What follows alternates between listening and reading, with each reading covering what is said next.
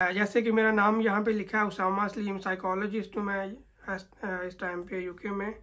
आज का जो हमारा टॉपिक है उस टॉपिक पे जाने से पहले बेसिकली हम लोग एक चीज़ डिस्कस करेंगे कि हमारी जो लाइफ है पूरी ओवरऑल लाइफ उसके अंदर जो हमारी प्रॉब्लम्स या साइकोलॉजिकल प्रॉब्लम्स जो आती हैं उसकी रीज़न्स क्या क्या हैं। तो बेसिकली कुछ रीज़न जो है वो मैंने हाईलाइट्स की हैं, वो मैं आपसे शेयर करता हूँ। फिर इंशाल्लाह उसके बाद हम अपने जो है वो प्रॉपर टॉपिक के ऊपर जाएंगे।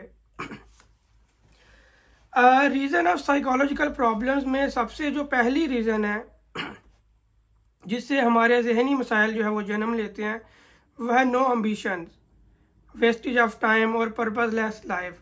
कि जब हमारी ज़िंदगी में कोई किसी किस्म का पर्पस नहीं रहता, कोई ऐसी हमारे अंदर से कोई जो आने वाली चीज़ है जो एक इंट्रिंसिक मोटिवेशन होती है, एक होती है एक्सट्रिंसिक मोटिवेशन।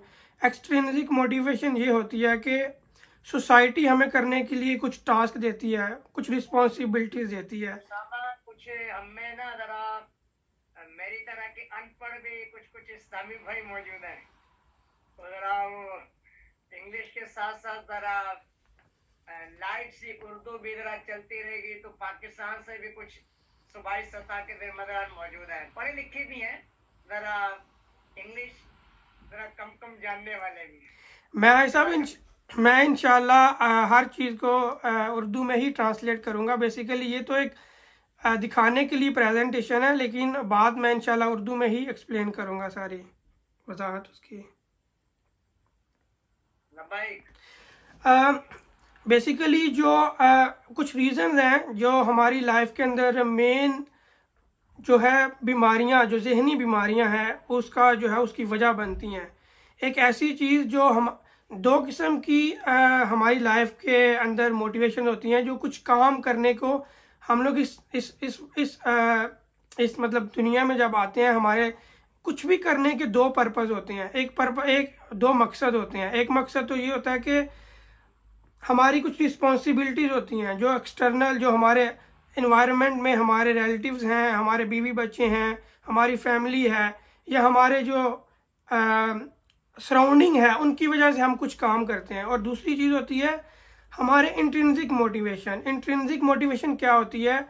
ये हमारे अंदर की दुनिया होती है कि जो हम अपनी मर्जी से कुछ काम करते हैं, कुछ ऐसे काम जिसकी वजह से हमें खुशी मिलती है और जिसकी वजह से हम आगे बढ़ते हैं अपनी मर्जी के मुताबिक।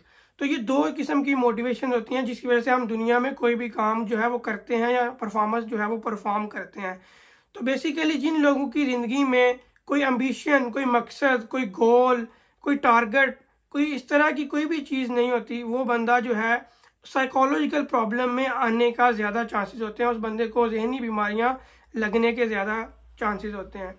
दूसरी बड़ी वजह जहनी बीमारियां, परेशानियां, डिप्रेशन, एंग्जाइटी, स्ट्रेस होने की नो टाइम मैनेजमेंट के बंदा जो है अपना टाइम वेस्ट करता रहता है और उसको मैनेज नहीं करता प्रॉपर तरीके के साथ, और उसकी कोई एक प्रॉपर प्लानिंग नहीं बनाता कि किस तरह से हमने जो है वो अपनी ज़िंदगी को गुजारना है। तो जिसकी वजह से इंसान को जहनी जो है वो मसाइल का सामना करना पड़ता है। फिर है तीसरी बड़ी वजह नो फिज़िकल एक्सरसाइज, कि हम लोग वर्जिश वगैरह नहीं करते, हम लोग कोई भी ऐसी फिज़िकल एक्टिविटी नहीं करते, हम वॉक नहीं करते, कोई भी हम अपनी लाइफ में डेली एक्टिविटीज़, ऐसी एक्टिविटीज़ ऐड नहीं करते जिसकी वजह से हमारी जहनी जो है वो मसाइल जो है वो पैदा होना शुरू हो जाते हैं, क्योंकि ये चीज़ें इंटरलिंक्ड हैं।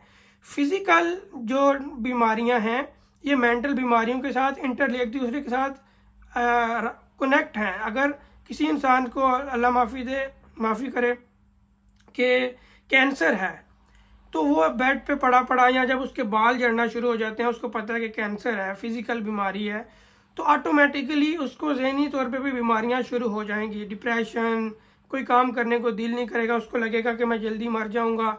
या अगर किसी को कोई दूसरी बीमारी है, कोई जख्म निकल आया, तो फिज़िकल मसला है, तो उसकी वजह से भी जहनी मसाइल पैदा होंगे।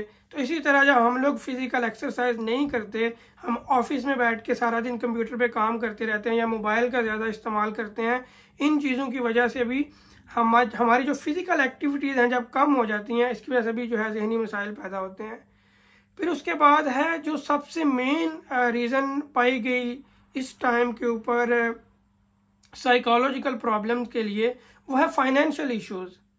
कि फाइनेंशियल इश्यूज़ की वजह से इस टाइम पे जो है वो साइकोलॉजिकल प्रॉब्लम की रेशो बहुत ज़्यादा है, कि लोगों को पैसों के मसाइल हैं बहुत ज़्यादा, वो अपनी फैमिली का प्रॉपर तरीके से ख्याल नहीं कर पा रहे, घर का रेंट नहीं दे पा रहे, अगर अपना घर है तो वो बहुत छोटा है, गाड़ी नहीं है, या मतलब खाने के लिए उस तरह से पैसे नहीं हैं, या उनके जो सैलरी है वो उतनी ज़्यादा नहीं है, अगर बिजनेस है तो वो प्रॉपर नहीं चल रहा, मुल्क के हालात सही नहीं है, बीवी बच्चों को प्रॉपर तरीके से पाल नहीं पा रहे, या बच्चों के जो ट्यूशन फीस है वो बहुत ज़्यादा है। तो financial issues one of the major जो है वो एस्पेक्ट है साइकोलॉजिकल प्रॉब्लम्स का। मतलब कि जहनी बीमारियों के अगर देखी जाए तो सबसे बड़ी वजह एक पैसों का मसला भी जो है वो जहनी बीमारियों का जो है वो वजह बनता है। और उसके बाद एक और बहुत बड़ी वजह जो कि जहनी मसाइल पैदा करती है वो है relationship management issues. Could be family और एनी अदर्स, लाइक कोई भी ऐसा रिलेशनशिप मैनेजर का या उसके जो जूनियर स्टाफ है उसका मसला, निगरान का या मातहत का रिलेशनशिप का मसला, आपस में तल्लुक़ किस तरह से उनका बिल्ड होना चाहिए उस चीज़ का मसला, या फिर इसके अलावा हट के भी मियाँ बीवी का मसला, माँ बाप का, बेटे बाप का मसला, या माँ बेटे का मसला। तो यूँ जो भी रिलेशनशिप्स हैं, क्योंकि उसके अगर फाइनेंशियल इश्यूज़ हैं वो उस तरफ फोकस इतना ज़्यादा हो जाता है कि इतना एग्रेसिव बंदा हो जाता है कि जिसकी वजह से रिलेशनशिप इश्यूज़ भी आ जाते हैं, घर पे आके बंदा गुस्सा निकालता है, या प्रॉपर तरीके से वो तहम्मुल मजाजी और इतना थ्रेशोल्ड इंसान के अंदर बर्दाश्त का वो इतना ज़्यादा वो रहता नहीं है, जिसकी वजह से गुस्से में बंदा बात कर लेता है, अनोइंग मूड ख़राब होता है बंदे का, जिसकी वजह से भी बंदे को एक रिलेशनशिप जो है वो मसाइल जो है वो पैदा होते हैं। रिलेशनशिप के बारे में एक मैं बात बताता चलूँ कि दुनिया में रिसर्च हो चुकी है, ऑक्सफोर्ड यूनिवर्सिटी में आई थिंक रिसर्च हुई थी, अल्लाह का माफ़ फरमाए। ये रिसर्च कोई एक साल के ऊपर मुहित नहीं थी, कोई 2 माह के ऊपर मुहित नहीं थी, ये रिसर्च तकरीबन मोर देन 50 ईयर्स इस रिसर्च के ऊपर लगे थे, मोर देन 50 साल से ज़्यादा इस रिसर्च को करने में टाइम लगा था। रिसर्च क्या थी? बेसिकली रिसर्च ये थी, उन्होंने यूनिवर्सिटी के कुछ ऐसे स्टूडेंट होनहार जो ज़हीन तालब इल्म थे, जो कि बहुत ही ज़्यादा टैलेंटेड थे, उनको चूज़ किया, उनकी लिस्ट बनाई जो कि बहुत ज़्यादा अच्छे मार्क्स गेन करने वाले थे, जिन्होंने अपने यूनिवर्सिटी टाइम के अंदर काफ़ी नाम बनाया। उनकी लाइफ के ऊपर उन्होंने स्टडी की। जब वो यूनिवर्सिटी से पास आउट हो के गए और पास आउट होने के बाद उन्होंने ऑब्ज़र्व किया, 50 लोग उन्होंने सेलेक्ट किए जो टॉपर्स थे यूनिवर्सिटी के, कि 50 साल बाद उनकी लाइफ में जो लोग हैं वो सबसे ज़्यादा हैप्पी कौन है। तो उन्होंने ये चीज़ नोट की कि जो वो 50 लोग थे उनमें से कोई अमेरिका के प्रेसिडेंट बने 2-3 दफ़ा, कोई बहुत बड़े साइंटिस्ट बने, कोई दुनिया के अमीर तरीन इंसान बने, कोई कातिल भी बने, कोई बहुत ज़्यादा क्रिमिनल भी, बहुत बड़े लेवल के ऊपर वो क्रिमिनल भी बने, तो कोई बिजनेसमैन बहुत बड़े बने। तो यूँ डिफरेंट वो जो लोग थे वो बने। तो 50 साल के बाद रिसर्च के बाद उन्होंने ये फाइनल किया, ये उसका नतीजा निकला कि सबसे ज़्यादा खुश इंसान वो थे उनमें से जिनके रिलेशनशिप अपनी फैमिली के साथ, अपने दोस्तों के साथ, अपने जो सराउंडिंग के साथ सबसे ज़्यादा अच्छे थे। खुश वो नहीं था जो प्राइम मिनिस्टर बना या प्रेसिडेंट बना, खुश वो नहीं था जो बहुत बड़ा दुनिया का अमीर इंसान बना, बल्कि खुश वो था जिसके रिलेशनशिप बहुत ज़्यादा अच्छे थे। तो ये बेसिकली प्रूव हो चुका है कि रिलेशनशिप मैटर्स अ लॉट, ये बहुत ज़्यादा माना रखते हैं। फिर उसके बाद है फिज़िकल हेल्थ, जैसे कि वो मैं एक्सरसाइज पहले बता रहा था, अभी फिज़िकल हेल्थ है कि अगर किसी की फ़िज़िकल हेल्थ ख़राब है, किसी को कोई बीमारी है, तो उसकी वजह से भी जहनी मसाइल जो हैं वो पैदा हो सकते हैं। तो ये जितने भी मैंने आपको 6 पॉइंट बताए हैं, ये बेसिकली एवरीथिंग इंटरलिंक्ड, ये एक दूसरे के साथ कनेक्टेड है। अगर एक चीज़ का मसला होता है तो दूसरी चीज़ ऑटोमेटिकली उस इंसान की लाइफ के ऊपर जो है वो इम्पेक्ट डालती है, बुरा असर रखती है। आज का जो हमारा टॉपिक है वो है टाइम मैनेजमेंट। अब टाइम मैनेजमेंट एक ऐसा टॉपिक है, अगर किसी इंसान की टाइम मैनेजमेंट के ऊपर ग्रिप है ना, और कोई इंसान इस चीज़ को अपनी ज़िंदगी में लेके चलता है, तो ये जितने भी मैंने 6 एस्पेक्ट आपको पहले बताए हैं, इन सारे 6 एस्पेक्ट को ये एक ही चीज़ कवर करने के लिए काफ़ी है। और बहुत ही रेयर चांसेस होंगे, बहुत ही कम ऐसे चांसेस होंगे कि किसी बंदे को साइकोलॉजिकल प्रॉब्लम्स हों। बहुत ही एक मशहूर जो है वो यहाँ पे शेर है, मुझे बड़ा अच्छा लगता है कि ख्वाहिश से नहीं गिरते फल झोली में, ऐ मेरे दोस्त वक्त की शाह को हिलाना होगा, कुछ नहीं होगा अंधेरों को बुरा कहने से, अपने हिस्से का दिया खुद ही जलाना होगा। तो बेसिकली हमने जो अपनी ज़िंदगी को बेहतर करना है वो हमने ही करना है, कोई दूसरा बंदा आके ओबियसली हमारी ज़िंदगी को बेहतर नहीं कर सकता। और उसी के लिए हम लोग अभी आज जमा हैं और एफर्ट भी कर रहे हैं। तो बेसिकली ये जो हमारी एफर्ट्स हैं यही हमारी ज़िंदगी को इन साइकोलॉजिकल प्रॉब्लम से निकाल सकती हैं। अगर हमारी ज़िंदगी में हमने खुद स्टेप नहीं लिया तो हम लोग जो है वो आगे नहीं बढ़ सकते। इससे पहले कि मैं इस टॉपिक को स्टार्ट करूं, मैं भाई साहब ये अर्ज़ करना चाहता हूं कि हमारे जो इस्लामी भाई हैं इतने माशाल्लाह ज़िम्मेदारान हैं।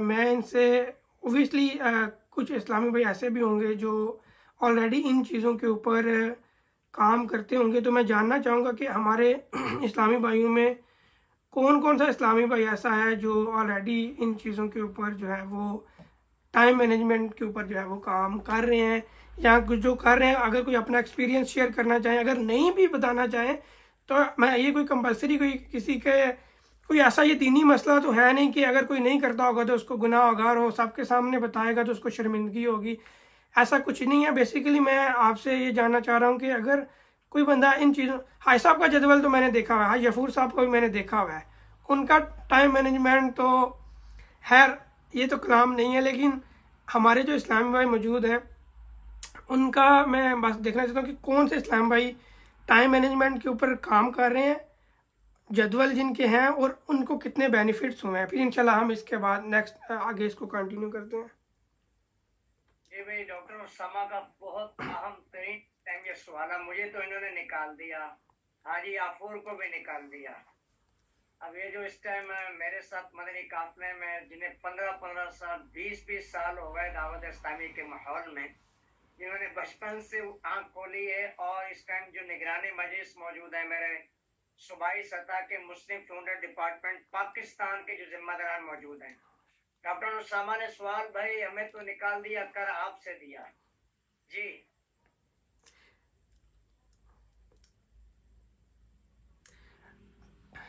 कोई बात नहीं, लेकिन मैं असल में चाह रहा था कि शायद कुछ फीडबैक मिले जो ऑलरेडी इन चीज़ों पे अमल कर रहे हैं। तो अस्सलाम वालेकुम वरहमतुल्लाहि वबरकातुहू। वालेकुम अस्सलाम वरहमतुल्लाहि वबरकातुहू। उसामा भाई अल्लाह आपको जज़ाए खैर अता फरमाए। आप शफकत फरमाते हैं रुकन शुरा की शफकत से। जिम्मेदारी के बाद रुकन शुरा की तरबियत, और जब जब आपके सेशन हुए टाइम मैनेजमेंट को एक अच्छे अंदाज से लिया है, तकरीबन यूँ समझे कि 50 से 60% काम टाइम मैनेजमेंट की वजह से पहले से बेहतर है। माशाअल्लाह।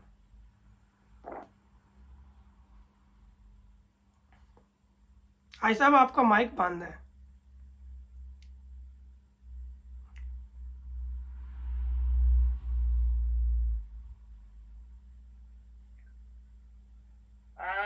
बस वो किसी सबब से बंद किया। अच्छा भाई साहब, चलें, हम आज बेसिकली आज मैंने भाई साहब से रिक्वेस्ट की थी कि जितने भी हमारे इस्लाम भाई हमें ज्वाइन करेंगे वो पेन और पेपर लेके आएँ। उसकी मेन रीज़न ये थी कि कुछ एक्टिविटीज़ मैं टाइम मैनेजमेंट के हवाले से इनको साथ साथ करवाऊँगा, ताकि जो है वो प्रैक्टिकली हम इसको कर सकें। तो इंशाल्लाह अभी हम लोग टाइम मैनेजमेंट स्टार्ट करने लगे हैं। तो बेसिकली हम लोग इसको मैं भी साथ साथ अपने करूँगा, अपनी लाइफ का भी करूँगा, आप भी अपने साथ करिएगा। तो बेसिकली कोशिश करेंगे कि इस कोर्स को ज़्यादा लंबा नहीं है, अभी जो 5 या 6 स्लाइड पीछे रह गई हैं तो ये जल्दी ख़त्म हो जाएगा। लेकिन इंशाल्लाह उम्मीद है कि इसको करने का जो है वो हमें फ़ायदा मिलेगा। तो इंशाल्लाह हम अभी कंटिन्यू करते हैं। आप अपना पेन एंड पेपर जो है वो साथ में रख सकते हैं।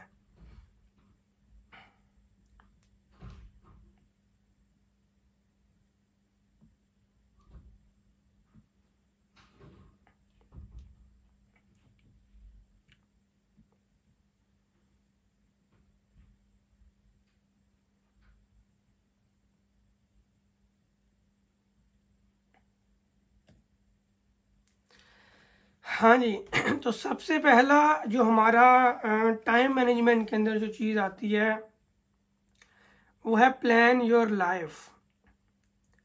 बेसिकली हमारी ज़िंदगी की जो डायरेक्शन है उसको हमने ओवरऑल प्लान करना है।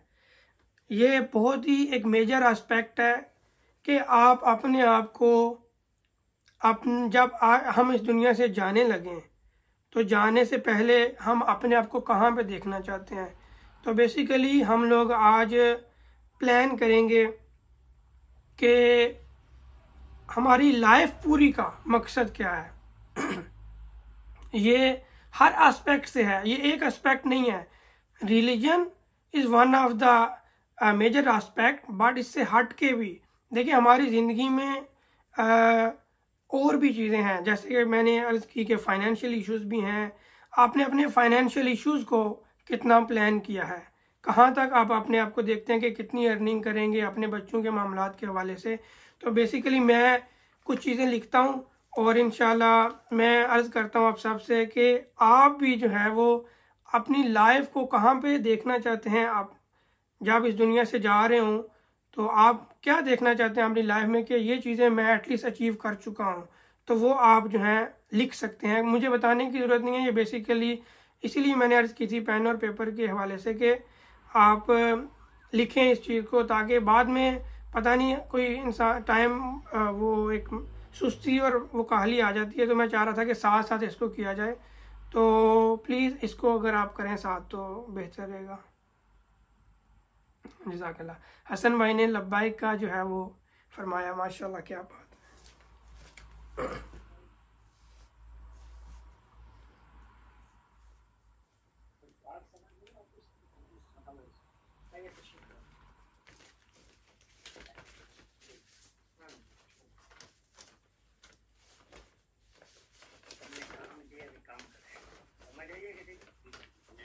अपना अपना देख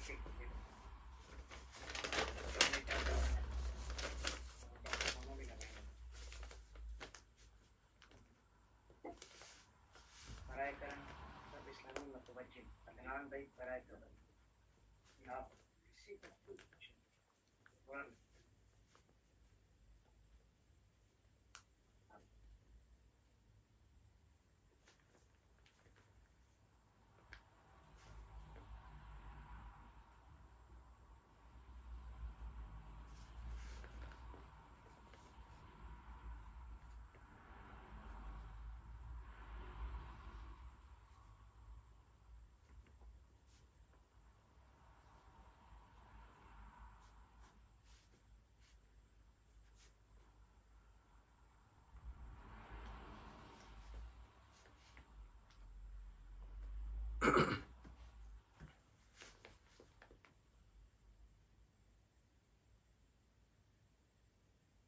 डॉक्टर समा अगर थोड़ा सा मजीद इसको लाइट से डिफाइन फरमा दें।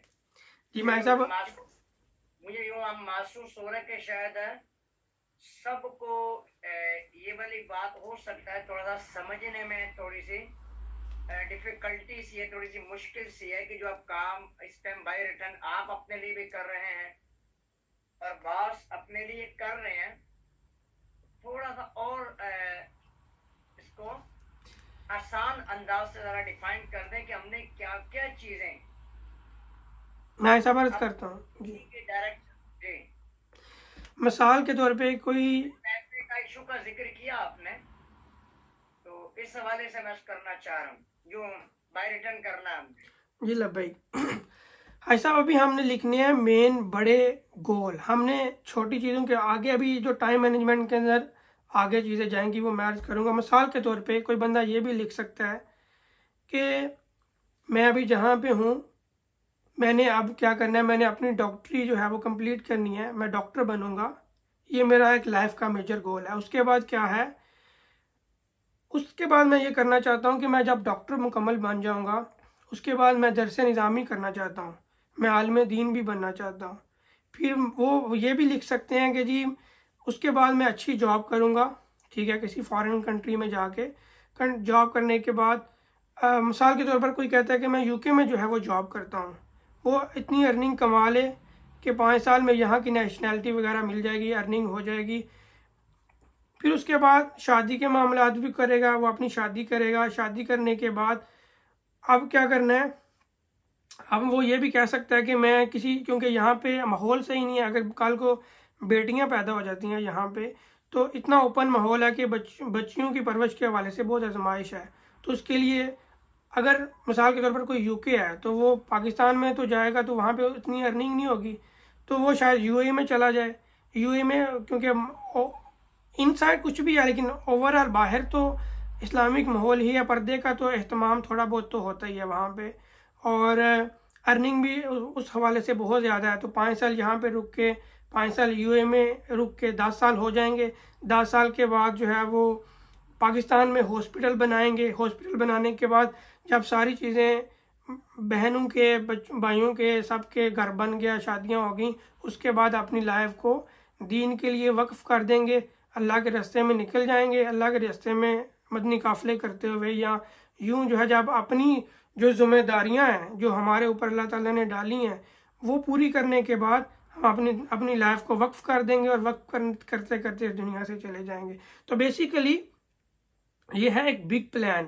अब कुछ लोग सोचेंगे ये तो शेख चिलियों वाले ख्वाब हैं, या इस तरह तो ऐसा कैसे लिखें, ये यही तो डायरेक्शन है। अब एक बंदा था, एक टीचर था, मुझे मिसाल याद आ गई, एक टीचर था, तो वो यही ना टाइम मैनेजमेंट के हवाले से, मोटिवेशन के हवाले से, वो ना अपने स्टूडेंट्स को वो बता रहे थे कि इस तरह अपनी लाइफ को प्लान करें, अपने एम्स, टारगेट, अपनी लाइफ को एक डायरेक्शन दें।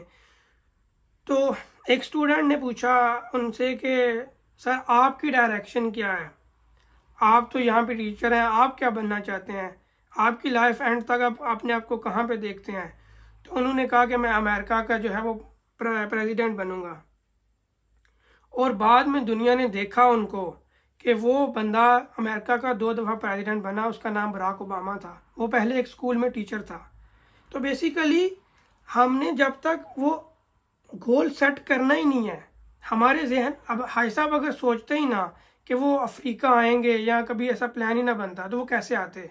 पीर साहब सोचते ही ना कि दावत इस्लामी होगी कोई और वो दुनिया में काम करेगी रिलीजन का, तो वो कैसे होता। हम सोचेंगे, फिर उसके असबाब बनाएंगे, अपनी कोशिश करेंगे, अपनी एफर्ट उसमें डालेंगे, फिर आगे अल्लाह की मर्जी है, अल्लाह ताला उसमें वो जो है वो बरकत देते हैं या नहीं देते वो बात की बात है। बेसिकली हमें अपनी लाइफ के अंदर जो एम्स, जो गोल्स हैं वो सेट करने चाहिए। इसकी वजह से हमारी साइकोलॉजिकल हेल्थ बेहतर होती है। हम लोग बेसिकली अपनी लाइफ में अपने आप को साइकोलॉजिकल प्रॉब्लम से आज़ाद कर पाते हैं। इसकी वजह से हमारे जो फाइनेंशियल इश्यूज हैं उसमें आसानियाँ मिलती हैं हमें, और बाकी सारी लाइफ जो है वो बेहतर होती है। तो बेसिकली ये कुछ चीज़ें मैंने अर्ज़ की हैं। इसी तरह की कुछ चीज़ें जो है वो आप लिख सकते हैं। मैंने 4-5 चीज़ें अपने लिए भी लिखी हैं, तो ये कुछ एग्जांपल मैंने आपको अर्ज़ की हैं। तो इस तरह की आप चीज़ें लिख लें 3-4-5 मिनट के अंदर, ताकि फिर हम आगे भी जाएं, क्योंकि आगे भी चीज़ें करने वाली हैं। तो इसलिए फिर इसको जल्दी से जो है वो किया जाए। बाद में भी इस चीज़ को अपने लिए प्रॉपरली टाइम निकाल के कर सकते हैं, क्योंकि अभी हमने सबको साथ लेके चलना है, तो टाइम की कमी को देखते हुए तो 4 से 5 मिनट के अंदर अगर हो जाए तो बेहतर।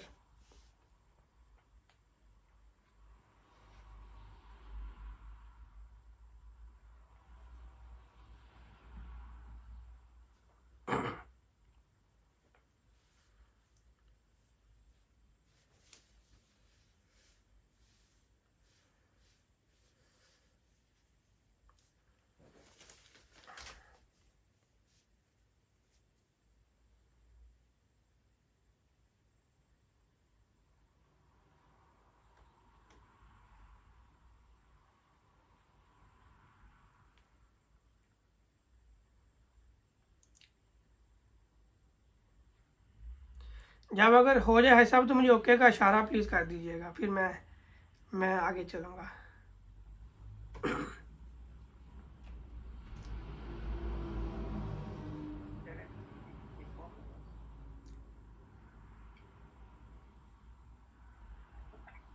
डॉक्टर उसामा, यूँ तो लगता है बड़ी जल्दी गोल सेट कर लिए गए हैं। अभी माशाल्लाह। तो हो सकता है कुछ जितने भी गोल सेट हो गए, बात ऐसा भी होता है कि बात आपने इतनी बड़ी कर दी है और हमारे अपने गोल से पहले भी कोई गोल है ही नहीं।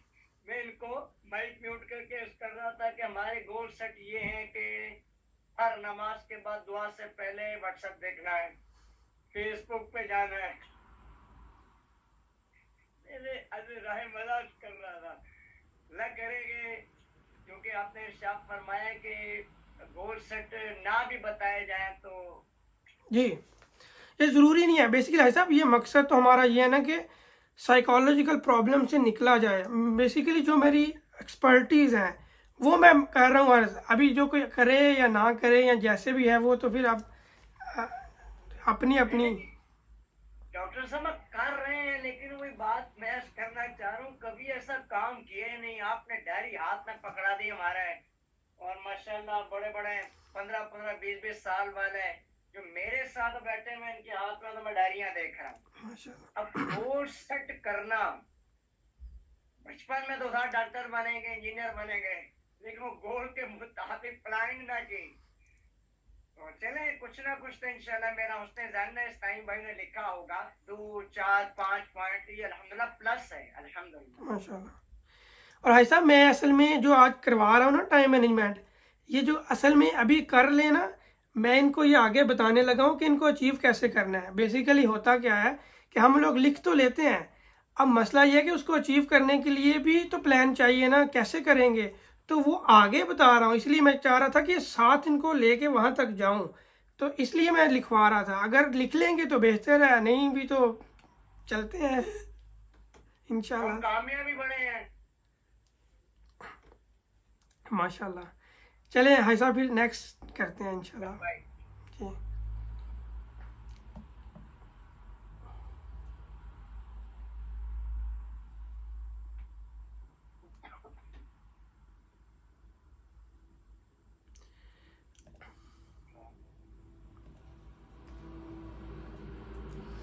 हाँ जी, अब एक और क्वेश्चन है, ये है प्लान योर ईयर।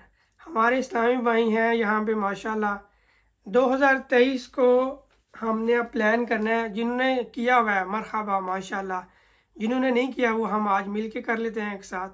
तो पहले हमने सेट किया कि हमने 2023 में सॉरी पूरी लाइफ के अंदर हमारा पर्पज़ क्या है।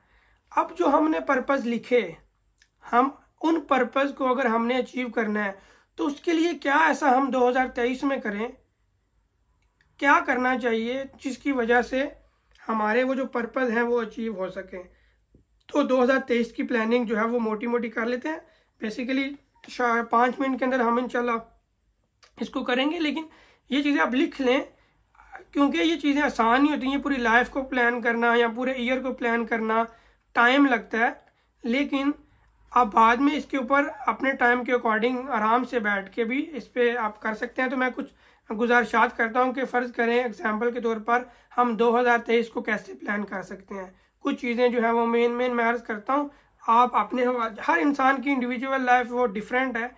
कोई इंसान के सर्कमस्टांसेस जो हालात हैं वो डिफरेंट हैं, किसी के डिफरेंट है, हर बंदा अपने अकॉर्डिंग प्लान करेगा।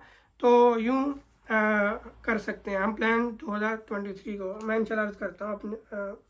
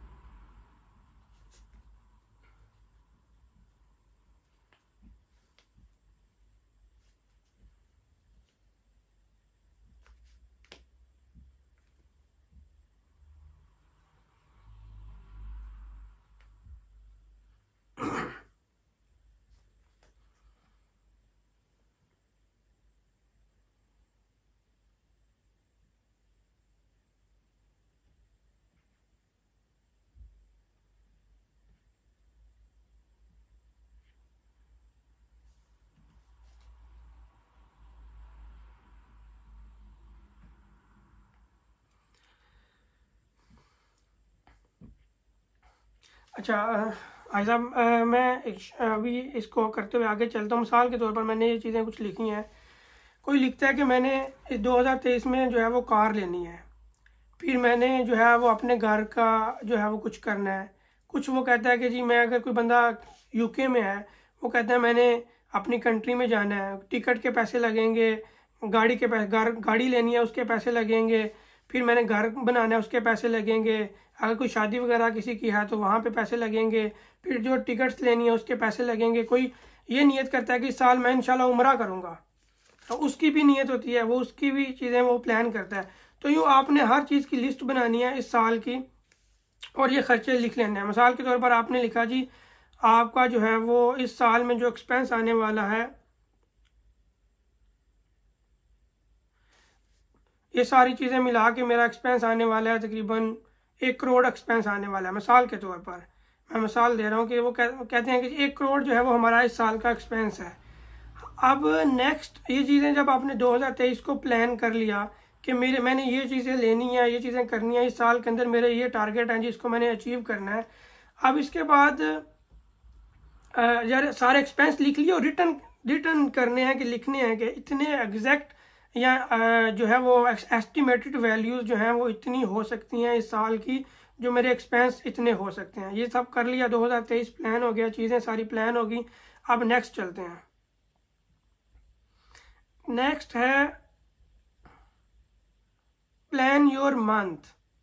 अब महीना प्लान करना है हमने कि जो हमने 2023 के अंदर अचीव करनी है चीज़ें, उसके लिए हमें इस 1 महीने के अंदर हमने क्या ऐसा करना है कि वो जो हमारे टारगेट हैं वो हम लोग अचीव कर सकें।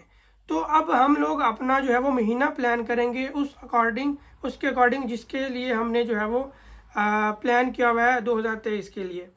तो उसके कुछ चीज़ें जो है मैं वो अर्ज़ करता हूँ। जैसे हम ये लिख सकते हैं कि जी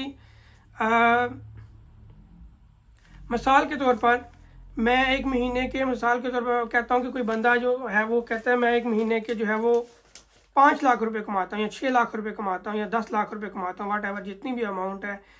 आप उसको अगर वो 1 महीने में 10 लाख रुपए कमाता है तो साल के उसका 1 करोड़ हो जाता है। लेकिन अगर वो 10 लाख नहीं कमाता, वो 5 लाख कमाता है या 8 लाख रुपया कमाता है, तो वो क्या करेगा, 1 महीने का उसका करेंगे 70-80 लाख रुपया बन जाता है। वो कहते हैं अब मैं 70 लाख तो कमा पा रहा हूँ एक जो है वो साल का, और 1 महीने का मेरा बन जाता है 5 या 6 या 7 लाख जितना भी बन जाता है।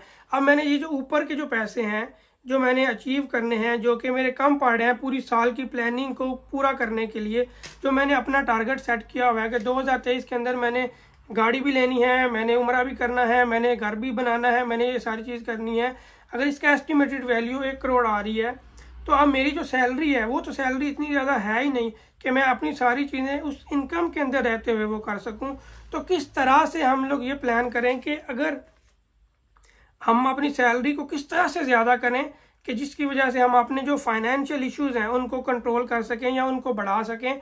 तो इसका क्या तरीक़ाकार है, तो उसके लिए भी हमको एक्स्ट्रा प्लानिंग करनी होगी। हमारा जो टाइम है उसको यूटिलाइज करने के लिए आपको बेहतर अंदाज में अपने टाइम को यूटिलाइज करना होगा। अगर आपने अपने टाइम को बेहतर तरीके से यूटिलाइज नहीं किया, अगर हमने अपने मंथ को अच्छे तरीके से यूटिलाइज नहीं किया, तो उसका नुकसान ये होगा कि जो हमने 2023 में टारगेट सेट किए हुए हैं वो हम अचीव नहीं कर सकेंगे। और अगर हमने 2001 साल जो हमारा जो ये जो है गुजर रहा है अभी, 2023 को प्रॉपर तरीके से प्लान नहीं किया, उसका बुरा इम्पैक्ट ये होगा कि हमारी जो लाइफ के गोल सेट हैं उसके ऊपर प्रॉपरली जो है वो हम लोग अमल नहीं कर पाएंगे, वो इम्पैक्ट पड़ेगा उसके ऊपर बुरा। तो अब हम क्या करते हैं कि हम अपने फाइनेंस को देखते हैं, हमारे फाइनेंशियल स्ट्रेंथ है, हमारे पास जो अभी हमारी इनकम है उसको देखना है, और जितना लैक आ रहा है, कितना डेफिसिट आ रहा है हमारी इनकम के अंदर, उसको देखना है कि कितना फ़र्क आ रहा है। उस फ़र्क को देखते हुए हमने अब प्लान करना है कि एक्स्ट्रा इनकम को कैसे जनरेट किया जाए हलाल तरीके से। तो अब हमने दूसरे वेज ढूंढने हैं, क्योंकि अगर हम लोग दूसरे वेज नहीं ढूंढेंगे, अगर हम एक जॉब के ऊपर रिलाई करते रहेंगे, तो जॉब के ऊपर रिलाई करने के साथ हम लोग ज़्यादा इनकम जनरेट नहीं कर पाएंगे। जो हमारे मेन गोल्स हैं उसको जो है वो अचीव नहीं कर सकेंगे। तो बेसिकली सबसे बड़ा क्वेश्चन मार्क आपने हर इंसान ने ये लगाना है कि जो हमारी एक्स्ट्रा इनकम है वो जो जनरेट होगी वो कहाँ से जनरेट होगी, उसके लिए हमें क्या करना पड़ेगा। तो इसके लिए एक बड़ा सा क्वेश्चन मार्क, सवालिया निशान, और इसके ऊपर टाइम देना है और सोचना है कि हम ऐसा क्या कर सकते हैं। बेसिकली ये जो है वो एक क्वेश्चन है जिसके ऊपर बाद में हर इंसान अपने अकॉर्डिंग सोच सकता है। फिर उसके बाद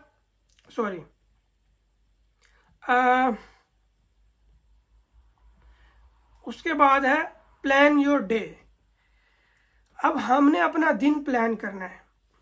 बेसिकली अब हमने जो महीने का टारगेट सेट किया हुआ था, हमने सेट किया टारगेट कि हमने एक महीने में इतने पैसे, हमारी नॉर्मल सैलरी है, और हमने जो दूसरे पैसे हैं एक्स्ट्रा जो हमने क्वेश्चन मार्क लगाया हुआ है अपनी उस सेकंड चीज़ को लेके कि हमने जो चीज़ अचीव करनी है इस महीने के अंदर, जो एक्स्ट्रा काम करके या कोई एक्स्ट्रा बिजनेस करके या कुछ भी ऐसा करके जिसकी वजह से जो हमारा एक साल का टारगेट है वो पूरा हो सके, हमने अब उस दिन को प्लान करना है ताकि वो एक्स्ट्रा जो काम है उसको भी अचीव किया जा सके। और अपने टाइम को प्लान करना है पूरे दिन को, ताकि जो उस पूरे दिन को जब प्लान करेंगे, पूरे दिन को प्लान करने के बाद हमारे पास जो है वो दूसरा काम करने के लिए भी टाइम होगा और हम लोग उसको अचीव करने में कामयाब हो जाएंगे, जो हमारे पैसे बच गए थे जो टारगेट को अचीव करने के लिए।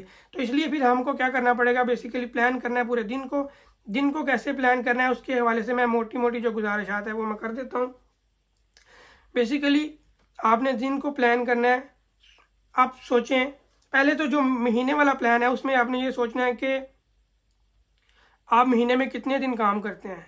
अगर कोई ऑफिस वर्क करता है तो महीने में वो 15 दिन काम करता है या 20 दिन काम करता है, हफ्ते में 5 दिन 9 to 5 काम करता है, या वो 12 घंटे काम करता है दिन में। उसने हर इंसान ने अपने अकॉर्डिंग जो है वो प्लान करना है। तो मिसाल के तौर पर कोई बंदा 12 घंटे दिन के काम करता है तो वो अपने देखता है कि 15 दिन वो महीने में काम करता है और 15 दिन उसका ऑफ रहता है। तो बाकी के जो 15 दिन है उसको उसने यूटिलाइज करना है उन चीज़ों के लिए जो उसके पास अभी नहीं है, जो इनकम उसकी कम पड़ रही है। अब हम आते हैं प्लान जो डे को करना है। डे को प्लान करने के लिए बेसिकली होता क्या है कि मिसाल के तौर पर हम सुबह फजर के टाइम उठते हैं। फजर के टाइम उठे, हमने नमाज पढ़ी, नमाज पढ़ने के बाद हमने जो हमारे विर्द वज़ाइफ हैं, जो भी हमारे इस्लामी भाइयों के विर्द वज़ाइफ होते हैं, वो हमने विर्द वज़ाइफ पढ़े। विर्द वज़ाइफ पढ़ने के बाद हमने सूरह यासीन पढ़ी, सूरह रहमान पढ़ी, जो भी हमने कुरान पाक की 1-2 सूरह जो हमने हमारी डेली रूटीन का हिस्सा होनी चाहिए या है, अगर नहीं है तो सेट करनी चाहिए। वो आप जो है वो सूरह यासीन या सूरह रहमान कोई भी 2 सूरतें जो है वो फजर की नमाज के बाद होगी। फजर की नमाज के बाद आपने जब सूरतें पढ़ ली, फिर एक्सरसाइज, फिज़िकल एक्सरसाइज, या तो वॉक करनी चाहिए। अगर वॉक नहीं है तो फिज़िकल घर में, अगर आप बाहर नहीं जा सकते तो कोई पुशअप्स लगाएं या कुछ भी ऐसी फिज़िकल एक्टिविटी छोटी मोटी, ज़्यादा हार्ड नहीं। अगर हमारी एज ज़्यादा हो गया तो कोई मसला नहीं है, 5 मिनट, 7 मिनट, 10 मिनट, कोई भी ऐसा हाथ ऊपर नीचे करके या उठक बैठक करके या कुछ भी ऐसी छोटी से छोटी एक्सरसाइज, अगर ये भी नहीं होती कोई वॉक 5 या 10 मिनट की फिजिकल एक्सरसाइज को अपनी डेली लाइफ का हिस्सा बनाना ज़रूरी है। अगर हम अपने जो प्रॉपर लाइफ के गोल जो है उनको अचीव करना चाहते हैं और हम ये चाहते हैं अगर कि हमारी जो साइकोलॉजिकल हेल्थ है वो बेहतर रह सके और हमारे जो बड़े बड़े इतने बड़े बड़े हमने गोल सेट किए हुए हैं उनको अचीव कर सकें, तो फिजिकल एक्सरसाइज बहुत ज़रूरी है। जो कि मैंने शुरू में अर्ज़ की थी कि अगर किसी बंदे की फिजिकल हेल्थ सही नहीं है और एक्सरसाइज नहीं करता तो उसको साइकोलॉजिकल प्रॉब्लम्स होती हैं। तो अब ये जो डे प्लान करना है इसके अंदर हमने अब सारी चीज़ों को देखना है जो हमने स्टार्ट में 6 पॉइंट मैंने डिस्कस किए थे। अब उन सारी चीज़ों को इस डे के अंदर, क्योंकि जो हमारे पास वक्त है वो ये मौजूदा वक्त ही है, जो हमारा दिन होता है, ये जो दिन है ये सबसे मेन और मेजर हमारे पास जो है वो चीज़ है। इसको अगर हमने अच्छे तरीके से प्लान किया और इसको हमने अगर अच्छे तरीके से यूटिलाइज किया तो हमें ना तो फिजिकल कोई बीमारियां लगेंगी, ना हमें कोई फाइनेंशियल इश्यूज आएंगे, ना हमें कोई साइकोलॉजिकल इश्यूज आएंगे। कोई भी किसी किस्म का जो मसला है वो हम इससे बचने में कामयाब हो सकते हैं अगर हमने डे को प्रॉपरली प्लान कर लिया। तो जैसे मैंने अर्ज़ किया, आप अपने अकॉर्डिंग हर इंसान प्लान कर सकता है। तो कुछ गुजारिशात मैं करता हूँ कि जैसे कोई भी इंसान प्लान कर सकता है। फजर की नमाज़ पढ़ी, नमाज़ पढ़ने के बाद आपने वर्द वज़ाइफ पढ़े, सूरह यासीन, सूरह रहमान कुछ भी पढ़ी, उसके बाद आपने फ़िज़िकल एक्सरसाइज की। फ़िज़िकल एक्सरसाइज करने के बाद 5 से 10 मिनट का गैप देना है। 5-10 मिनट गैप करने के बाद आपने शावर लेना है। शावर करने के बाद नाश्ता करें, ब्रेकफास्ट। आपने जब ब्रेकफास्ट वगैरह कर लिया उसके बाद काम शुरू। मतलब अगर कोई बंदे की रूटीन में 12 घंटे का काम है या 12 घंटे का कोई बंदा ऑफिस में जाता है या कहीं पे काम करता है, तो वो 12 घंटे के लिए वहाँ पे क्या दिन की 5 नमाजें भी वहाँ पे उसकी होंगी। अगर उसका कोई विर्द वज़ाइफ या दुरूद शरीफ का प्लान है कि उस बंदे को दुरूद शरीफ जो है वो पढ़ना है दिन में 1000 दफ़ा फॉर एग्जाम्पल, या 1500 दफ़ा या 2000, जितनी दफ़ा भी हर बंदे की वो जो एक नीयत है उसके अकॉर्डिंग वो दुरूद शरीफ पढ़ता है। तो दिन में वो एक तस्बीह अपने पास रखे, दुरूद शरीफ पढ़ता रहे सारा दिन। उसके बाद जो है वो घर को वापस आया 12 घंटे के बाद। मिसाल के तौर पर अगर सुबह वो 7 बजे काम पे गया, रात को 7 बजे वापस आया 12 घंटे के बाद। रात को वापस आने के बाद सबसे पहले तो शावर ले, फ्रेश हो। फ्रेश होने के बाद खाना वगैरह खाए। खाना वगैरह खाने के बाद दोबारा से फिजिकल एक्सरसाइज करे। एक्सरसाइज करने के लिए वॉक वगैरह भी ज़रूरी है। दोबारा वॉक कर सकते हैं या कोई भी ऐसी फ्रेश एयर लें, ताकि जो 12 घंटे आप एक जगह पे बंद रहे हैं किसी ऑफिस में या किसी जगह पे, बाहर निकलने के बाद आपको फ्रेश एयर, आपके ऑक्सीजन आपके लंग्स को मिले, हमारे ब्रेन तक फ्रेश ऑक्सीजन पहुंचे वॉक करने के ज़रिए से, वो एक चीज़ होनी चाहिए। उसके बाद ये भी हो सकता है कि हम जो पीछे टाइम बच जाए उस टाइम के अंदर हम लोग वो वाला कुछ काम देखें जो हमें एक्स्ट्रा इनकम जनरेट करने के लिए फ़ायदेमंद हो। कोई ऑनलाइन काम किया जा सकता है। मिसाल के तौर पर यूट्यूब पे अगर कोई वीडियो बनाना चाहता है वो वीडियो बनाए, शरई रहनुमाई लेने के बाद कि यूट्यूब की इनकम जो है वो हलाल है भी कि नहीं, या किस तरह की इनकम जो है वहाँ से हम ले सकते हैं या नहीं ले सकते। यूट्यूब का काम करना चाहे, कोई ऑनलाइन बिजनेस कोई करना चाहे, कुछ भी ऐसा जो इंसान समझता है कि एक्स्ट्रा इनकम जनरेट करने के लिए उसको फ़ायदेमंद हो सकता है, अपार्ट फ्राम डैट जो हम लोग डेली हम 12 घंटे का काम करके कमा सकते हैं, तो वो हम लोग जो है वो काम करें। 7 बज के ईशा की नमाज वगैरह पढ़ी, सूरह मुल्क सुनी या तलावत की, उसकी सूरह वाक़या सुनी, अपने रिज़्क़ में इजाफे के लिए ये भी कर सकते हैं। उसके बाद आपने जब सारा कुछ हो गया, मेन चीज़ ये है कि बेड के ऊपर जाके मोबाइल फ़ोन यूज़ नहीं करना। बेड के ऊपर जाके अगर आप मोबाइल फ़ोन इस्तेमाल करेंगे सोने से पहले, हमारी मेंटल हेल्थ को ये बहुत ज़्यादा अफेक्ट करेगा। अगर मोबाइल फ़ोन यूज़ करना है तो मोबाइल फ़ोन यूज़ करने के लिए साइड कोई चेयर रख लें अपने बेड के साथ, या कहीं पे भी साइड टेबल कोई हो जाए, या कोई टीवी लॉन्च है अगर आपका तो वहाँ पे बैठ के, या कोई भी ऐसी जगह जो बेड से अलहदा हो, वहाँ पे मोबाइल वगैरह की जितनी भी एक्टिविटीज़ हैं वो ख़त्म करें। वहाँ पे ख़त्म करने के बाद मोबाइल को साइलेंट लगाएं। साइलेंट लगाने के बाद बेड पे आएँ। बेड पे आने के बाद अपने जितने भी सोने के विर्द वज़ाइफ हैं वो सारे पढ़ें। विर्द वज़ाइफ पढ़ने के बाद मोबाइल को साइलेंट, और डीप स्लीप सोने के लिए मिनिमम आपको 8 घंटे जो है वो सोना ज़रूरी है। अगर 8 घंटे की नींद पूरी नहीं है और हम लोग सारा दिन काम करते हैं और सारा दिन काम करने के बाद हमारी जो है वो नींद पूरी नहीं होती, तो हमारी बॉडी उस तरह से अपनी एनर्जी को रिकवर नहीं कर पाती। और अगर हमारी बॉडी जो है वो एनर्जी को रिकवर नहीं कर पाएगी तो कल हम नेक्स्ट डे के लिए प्लान नहीं कर, जो हमने प्लान किया है उसके अकॉर्डिंग हम अपना डे जो है वो दोबारा गुजार नहीं सकेंगे। क्योंकि इतना टफ डे गुजारने के बाद जो रेस्ट है वो बहुत इंपॉर्टेंट है। अगर हमने रेस्ट को नज़रअंदाज कर दिया तो हमारा जो नेक्स्ट डे का गोल है वो अचीव नहीं होगा। और अगर नेक्स्ट डे का गोल अचीव नहीं होगा तो चीज़ें डिले होती जाएंगी, और जब चीज़ें डिले होंगी तो हमारे जो प्लान, जो ईयर का प्लान है या जो महीने का प्लान है या साल का या ज़िंदगी का प्लान है वो भी डिले होता जाएगा, जो कि आपको हाथरहा फ़ायदा नहीं होगा। तो नींद बहुत ज़रूरी, 8 घंटे की नींद, और 8 घंटे की अगर नींद लेंगे ही तो ही हम सुबह उठ के फजर की नमाज़ भी पढ़ सकेंगे। अदरवाइज़ फिर फजर की नमाज और फिर आगे सारी चीज़ें के मामला जो है वो ख़राब हो सकते हैं।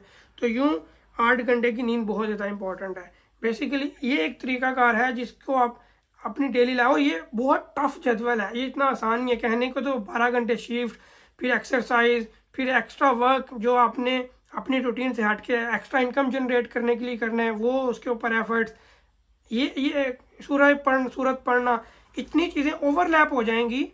कभी शुरू में जब इस जदवल के ऊपर अमल करने की कोशिश करता है बंदा, तो सुबह के जो विर्द वज़ाइफ हैं वो इतने ज़्यादा होते हैं, वो टाइम बंदा नहीं कवर कर पाता घर में।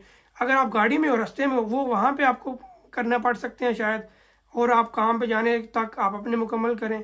तो ये चीज़ें ओवरलैप होने के चांसेस भी हैं, क्योंकि ये लैक ऑफ टाइम मैनेजमेंट है। अगर हम टाइम पे उठ जाते हैं तो हम अपनी चीज़ों को टाइम पे कवर घर में ख़त्म करके अपने काम के लिए फ्री होके जा सकते हैं। लेकिन हम लोग अगर हम नहीं कर पाते टाइम पे कवर तो वो चीज़ें ओवरलैप होती हैं, एक्स्ट्रा बर्डन बढ़ता है और हम बजाय इसके कि कुछ एक्स्ट्रा अचीव कर सकें उसकी वजह से हमें ज़्यादा स्ट्रेस हो सकती है कि यार इतना ज़्यादा काम का बर्डन है, इतना टफ जदवल बना तो लिया, अब इस पर अमल नहीं हो रहा, स्ट्रेस, इतने बड़े गोल सेट तो कर लिए, बस नहीं हो रहे, स्ट्रेस। फिर एंड पे क्या होता है, बंदा कहता है मैं गोल ही छोड़ता हूँ, मैं करते ही नहीं हूँ। तो फिर वो गोल भी गए, फिर लाइफ वही है जो नॉर्मल एक इंसान गुजार रहा है। देखें डिफरेंस तो उसकी लाइफ में आएगा। देखें जिन्होंने चीज़ें अचीव की उनके जदवल भी टफ थे और उनका इम्प्लीमेंट भी टफ था। और कोशिश करने से ही खुदा मिलता है। अगर आप कोशिश नहीं करेंगे, पीर साहब अगर आज कोशिश ना करते तो इतनी बड़ी दावत इस्लामी ना होती और हम और आप एक जगह पे बैठ के दावत इस्लामी के तवस्सुल से ये सेशन भी ना हो पा रहा होता। तो ये कोशिश थी और ये सब कुछ हुआ ना। तो कोशिश से इंसान बड़ा बनता है। अगर आप कोशिश नहीं करेंगे तो ये सेशन लेने का भी मकसद कोई नहीं था। ये कोशिश है ज़िंदगी को बेहतर करने के लिए, इतना टफ जदवल बनाएंगे तो चीज़ें बेहतर होंगी। बहरहाल ये है, तो ये है डे का प्लान। अब एक और चीज़ है, नेक्स्ट है प्लान योर आफ्टर लाइफ। अब ये हमारा जो है, जो हमें साइकोलॉजी पढ़ाती है, इसमें ये नहीं है। ये मैंने जब ये पीपीटी बना रहा था, जब ये मैं प्रेजेंटेशन बना रहा था, तो ये मैंने खुद से ऐड किया अपने पास है, क्योंकि ये हम मुसलमान हैं और हमारा बेसिकली हम एक रिलीजियस तबके से बिलोंग करते हैं। तो ये सबसे हमारा मेन मोटिव यही है, प्लान योर आफ्टर लाइफ, कि मरने के बाद की लाइफ। तो ये जो मरने की बाद की लाइफ है, इसको आपने डे के अंदर प्लान करना भी बहुत ज़रूरी है। तो जिसमें आपने जो भी गोल पीछे सेट किए हैं, चाहे आपने पूरी ज़िंदगी का गोल सेट किया है, चाहे आपने साल का गोल सेट किया है, और चाहे महीने का किया है, चाहे दिन का किया है, जितनी भी चीज़ें लिखी हैं, उन सब चीज़ों के अंदर जो हमारी ज़िंदगी का मरने के बाद का जो गोल है, वो भी चीज़ें हमने लिखनी है। देखें, नो डाउट हमारी नीयतें अच्छी हैं, मैं ये नहीं कहता कि हमारी नीयत में कोई शक है या हम लोग करते नहीं हैं, हम करते भी होंगे। हम माशाल्लाह भाई मामा हैं, हम माशाल्लाह वाइट सूट पहने हुए हैं, हमारी नीयतें माशाल्लाह, हम ये सब कुछ बज़ाहिर तो यही लगता है कि हम दुनिया के बाद की लाइफ की ही तैयारी कर रहे हैं, लेकिन प्लान नहीं है ना कोई। प्लान करने, देखें प्लान करने से चीज़ें बेहतर। आप लिखें कि मैं इंशाल्लाह हर महीने जो है वो 50,000 डोनेशन दूंगा, लिखें। अब देखें, अब ये ना सोचें कि है नहीं पैसे तो मैं लिख लूँ। देखिए, आप लिखेंगे तो प्लान होगा ना। जैसे हमने ज़िंदगी को प्लान किया, फिर हमने साल को प्लान किया, फिर महीने को, फिर दिन को, इसी तरह इसको भी लिखें। मैं महीने का या जितना भी 50,000 डोनेशन दूंगा, मैं इतने इस्लामी भाइयों को आलिम दीन बनाऊंगा, मैं इतने लोगों को जो है वो इनका खर्चा उठा के मैं इनको आलिम दीन बनाऊंगा, मैं इतने महीने जो है वो मदनी काफ़िले में सफ़र करूंगा।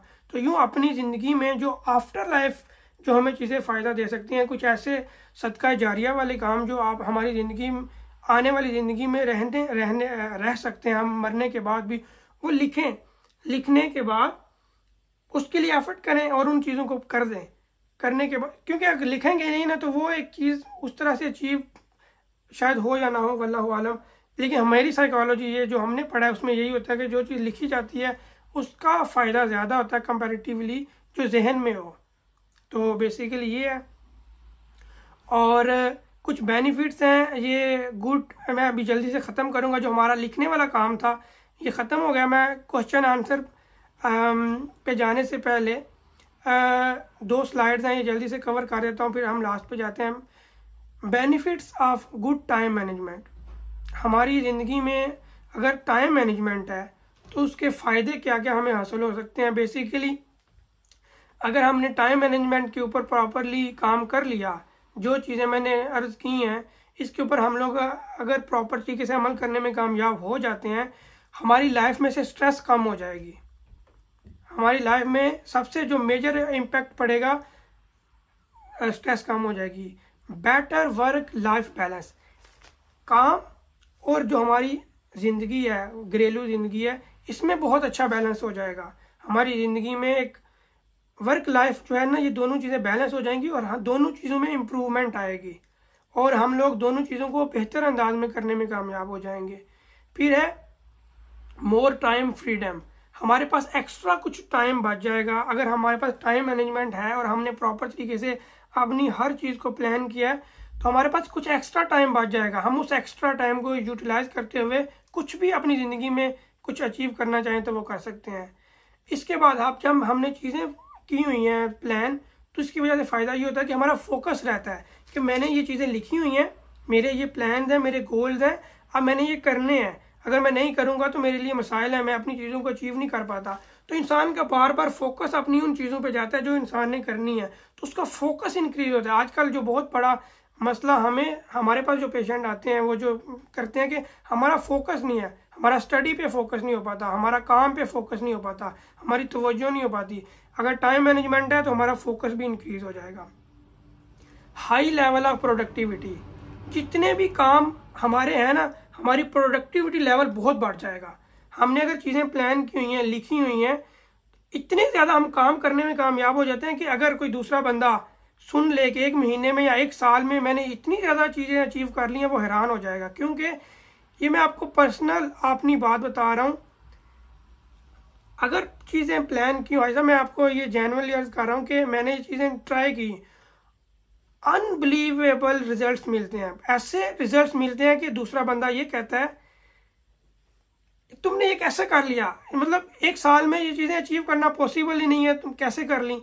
इसका मतलब, इसका आंसर ये है कि टाइम मैनेजमेंट, कि आप आपने आपको इतना टफ टाइम दो कि वो चीज़ें ऑटोमेटिकली अचीव हो जाएं और बंदा हैरान हो जाए कि यार इस बंदे ने कैसे कर लिया। तो high level of productivity increase होता है अगर टाइम मैनेजमेंट बड़ी अच्छे तरीके से है। अच्छा, लेस प्रोकास्टिनेशन।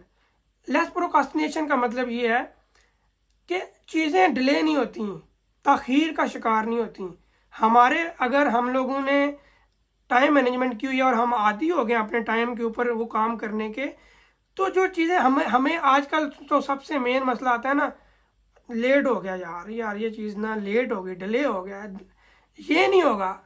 एक बंदा जब उसको बेचैनी होगी, जब जो बंदा नमाज का पाबंद होता है ना, अगर उसकी नमाज डिले हो रही हो ना, उसको दिल में खिंची होती है, यार अब मैंने नमाज पढ़नी है, टाइम जा रहा है। इसी तरह जो बंदा टाइम मैनेजमेंट का पाबंद होता है ना, अब उसकी चीज़ें डिले हो रही हो ना, उसको दिल में बेचैनी उठती है कि यार मेरी दिन में खुशी दाखिल करने के लिए आज आपको एक ना इस सेशन से पहले ना एक काम हुआ है कि अभी यहाँ पे हुई 8:15 बजे जमात जी। अच्छा, प्लान था खाना खाने का बाद में। हमारे बड़े हम प्यारे जिम्मेदार हैं, निगरान हैं, उन्होंने हुक्म दे दिया कि खाना।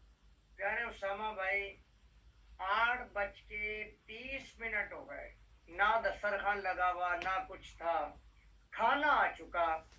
मैं कहूँ यार मैंने डॉक्टर सामा का टाइम लिया, ये हो ही नहीं सकता कि तैयारी पहले से ना हो वगैरह वगैरह वगैरह। मैंने कहा भी आपके पास 20 मिनट है। ने उसामा दस्तरखान लगते हुए 8:40 हो गए। ये दीगर इस टाइम पे भी सुनने काम आएगी। लेकिन लोगों की कदर करें, उनके वक्त की कदर करें तो लोग आपकी कदर करेंगे और आपके वक्त की कदर करेंगे। अब बिलीव कीजिए उसामा, मैं नहीं कहता कि किसी ने खाना खाया निकला, ये मौजू और है। लेकिन मुझे ये था कि जिस शख्स का मैंने टाइम लिया है, जिस डॉक्टर का मैंने टाइम लिया है, उनसे टाइम मैंने 9 बजे का लिया है, तो ठीक 2 से 3 मिनट कदम हमें हर तरह से अपने आप को डायरी पेन पकड़ के अच्छी पोजीशन पे एक्टिव होके बैठना है। ये याद तो करेंगे कि हाजी साहब ने तो पता नहीं क्या कर दिया, वो खाता गया कि नहीं खाता गया। जिस तरह इन्होंने खाया, मैं कुछ मंजर गैर महसूस अंदाज से देख रहा था। वो टो में तो नहीं था, लेकिन शायद इनको ये एहसास जरूर हो गया होगा यार राइट टाइम पे मुझे, बल्कि राइट टाइम क्या, टीचर का इंतजार, स्टूडेंट को टीचर का इंतजार करना है ना, माशाल्लाह। टीचर को स्टूडेंट का इंतजार नहीं करना, मुरीद को पीर का इंतजार करना है, पीर को मुरीद का इंतजार नहीं करना। ये समझाने के लिए तो यूं मैंने कहा कि चलिए आपको ज़मीनन बात कर रहे थे तो मैं आपको जीती हालिया ही आपके सेशन से पहले होने वाला एक मरना बताऊं, क्योंकि वो इतला नहीं थी। तो यहाँ पर चूंकि आप समझते हैं कि मुख्तलिफ मकामात पर मुख्तलिफ इंतजाम का सिलसिला होता है, तो मोहब्बत में निगरान साहब ने हमें हुक्म दे दिया। फिर वो दस्तरखान भी कहीं था, बर्तन भी धुले हुए नहीं थे। मैंने कहा भाई खाना बाद में खा लें, हुजूर ठंडा हो जाएगा। मैंने कहा बस फिर 8:55 तक आपके पास टाइम है। अच्छा, इस दौरान इनको मैंने बोलने से भी मना किया। वो आप दीवाने होते हैं ना हमारे इस्लामी भाई आपस में, उनके मशवरे ही खत्म नहीं होते, उनकी बातें खत्म नहीं होती। तो वो फिर बाज औकात दीगर के भी खाने का लेट का सबब बनते हैं, अपने भी खाने का लेट का सबब बनते हैं। तो अल मुख्तसर माशाल्लाह। ये इनको अंदाजा हो गया होगा, जो मेरे साथ इस्लामी भाई मौजूद भी हैं। लास्ट टाइम ये भी जॉब टाउन में मशवरा किया। कोशिश उसामा भाई ये होती है कि सामने वाले के वक्त की कदर करें, अपने भी वक्त की कदर करें, और वक्त का कदर करना सिखाएं। कहीं ऐसा ना हो कि हमने आज वक्त को जाया किया तो कहीं पर भी हम किसी भी सूरत में, किसी भी काम में, किसी भी टारगेट को अचीव करने में कामयाब नहीं हो सकेंगे। ऐसे ही है, ऐसे ही है, बिल्कुल ऐसे ही है। माशाल्लाह भाई साहब, मैंने देखें यही तो डिफरेंस है। देखिए मैं कोई ऐसी बात, अल्लाह माफ़ी दे, कोई मेरी नीयत नहीं है कोई किसी दिल आज़ारी की या कुछ। देखिए हाई साहब रुकने शूरा है। हाई साहब भी देखिए, हाई साहब कोई पीर साहब कोई अल्लाह मुझसे कोई ऐसी बात ना निकले कि जिसमें वो बेअदबी का कुछ पहलू निकले। हाई साहब कोई पीर साहब के रिश्तेदार नहीं है, या हाई गफूर साहब कोई किसी के पीर साहब के रिश्तेदार नहीं है। रुकने शुरा होने का एक सबब यूं भी हो सकता है कि देखें ये चीज़ें फ़र्क डालती हैं इंसान की पोजीशन के ऊपर, स्टेटस के ऊपर। मैं इसमें बेअदबी के पहलू हैं, मैं कुछ बात नहीं, दूसरी लाइफ में भी आ जाए।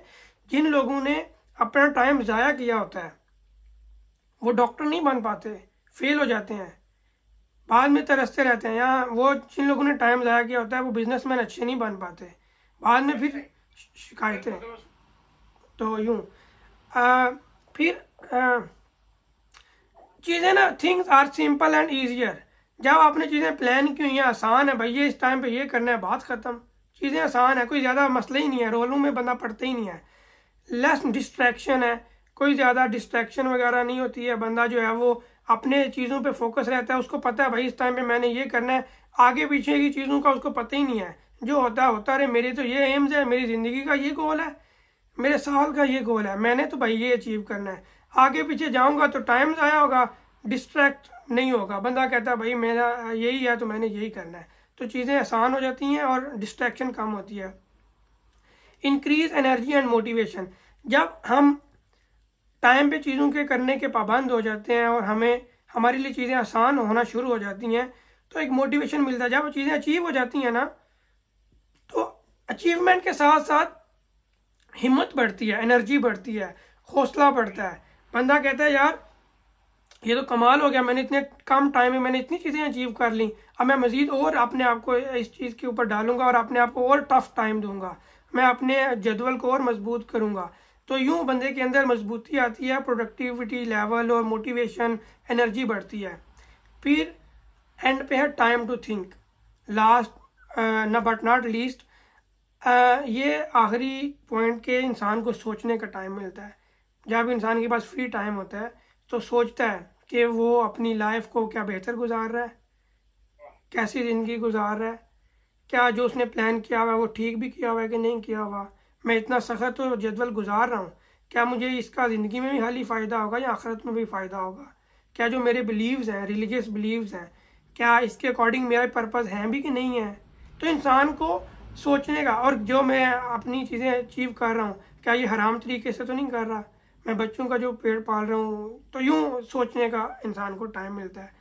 तो ये कुछ कंक्लूजन है, मैं आपको स्लाइड्स भेज दूंगा। ये काफ़ी वो जो मैंने चीज़ें अर्ज की हैं वही उन्हीं चीज़ों का है। अगर किसी का कोई सवाल है तो वो आप जो है वो आप कर सकते हैं लास्ट में। जी प्यारे इस्लामी भाइयों, पहले तो डॉक्टर उसामा का अब तक के सेशन का शुक्रिया।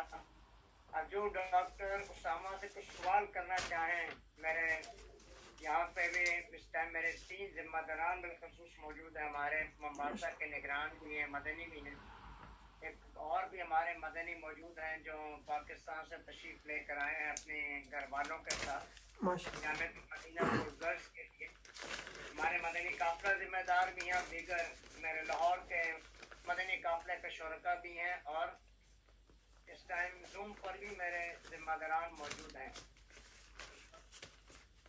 जी फरमाइए।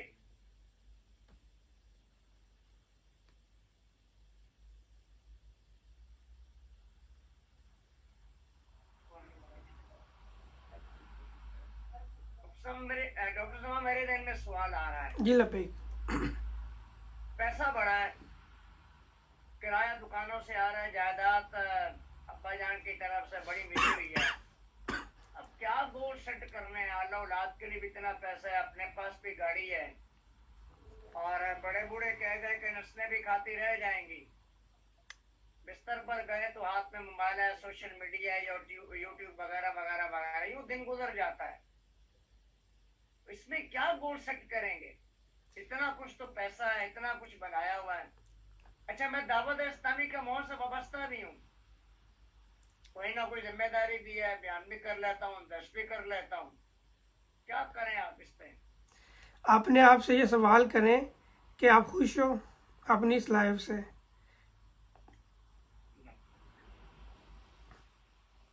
अगर हमारा ये नफ्स गुजार इस चीज़ को इजाज़त देता है कि हम अपने सिर्फ माँ बाप के पैसे के ऊपर ज़िंदगी गुजारें, हमें कुछ नहीं करना, क्या हमारा इस नफ्स को इजाज़त है?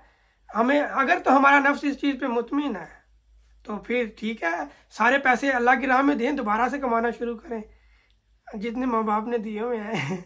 कुछ ज़िंदगी में करें ना भैया, ऐसे तो ज़िंदगी का मकसद फिज़िकल बीमारियाँ आएंगी, ऐसा बहुत ज़्यादा बंदे को जिस्मानी बीमारियाँ लगेंगी, जहनी बीमारियाँ आएंगी, और फिर जितने पैसे उन्होंने कमाए हुए हैं ना, बाद में हमें दे के जाएंगे, चलें डॉक्टर साहब ये ले लें, जहनी मसला है, इसका हल कर दें प्लीज़। दे रहे हैं ना, दे के नहीं जाएंगे, दे रहे हैं। अस्पतालों में मरे पड़ रहे हैं, किसी काम का इंसानी जिस्म के पार्ट ही नहीं रहते। जवानी के अंदर ही बंदा बूढ़ा है। ऐसे तो उसका आपने बहुत प्यारी बात की आपने कि मैंने क्या कमाया अपने बच्चों के लिए। यानी मैं पिछले दिनों में किसी को बात कर रहा था, मैंने कहा जो माँ बाप ने दिया वो तो उनका दिया हुआ है, वो तो बगैर विरासत में मिला हुआ है। हमने क्या किया अपनी औलाद के लिए? बिल्कुल, असल सवाल ये बाकी है। बेशक ऐसा ही है, बेशक। भाई कोई और करना चाहे मौजूद हैं?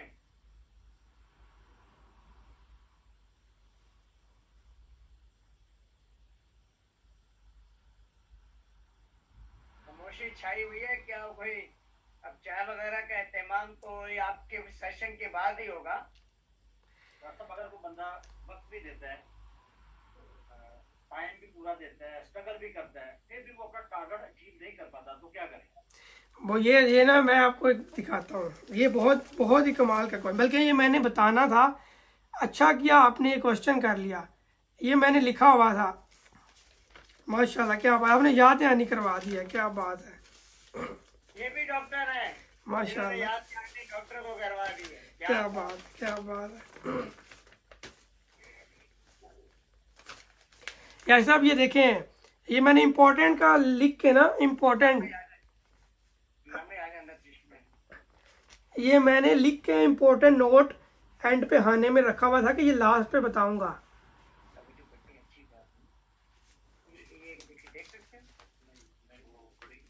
डॉक्टर साहब बता दीजिए, शायद नहीं मैं बोलता हूँ, मैं ऐसा सिर्फ दिखा रहा हूँ कि माशाल्लाह इन्होंने जो क्वेश्चन किया ये मैंने लिखा हुआ था, लेकिन मुझे याद नहीं रहा ये बताना। क्या बात है।